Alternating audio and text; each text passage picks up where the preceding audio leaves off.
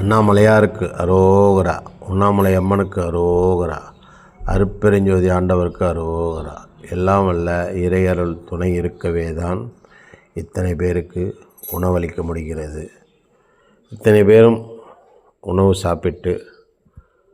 சாப்பிட்ட அத்தனை பேரில் ஒருவராவது வாழ்த்தியிருக்க மாட்டாரா? நல்லா யோசனை பண்ணி பாருங்கள். சாப்பிட்ட அத்தனை பேரில் ஒரே ஒருத்தராவது மனதார ஐயா நீங்கள் நல்லா இருங்க, இன்றைக்கு அன்னதானத்துக்கு உதவிய அவர் நல்லா இருக்கட்டும்னு நல்ல மனதோட ஒருத்தராவது வாழ்த்தியிருப்பார் இல்லையா?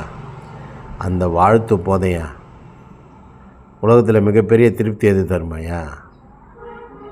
உலகத்தில் மிகப்பெரிய திருப்தி போதும் என்று சொல்வது எதுன்னா அன்னதானம் மட்டும்தான், சாப்பாடு மட்டும்தான். நீ எவ்வளோ ருசியானதாக இருந்தாலும் சரி, எவ்வளோ விலை உயர்ந்ததாக இருந்தாலும் சரி, எவ்வளோ மதிப்பு மிக்கதாக இருந்தாலும் சரி, தன் வயிற்றுக்கு போதுமான அளவு முடிஞ்ச உடனே போதும்னு சொல்கிற ஒரே உணவு சாப்பாடு தான்.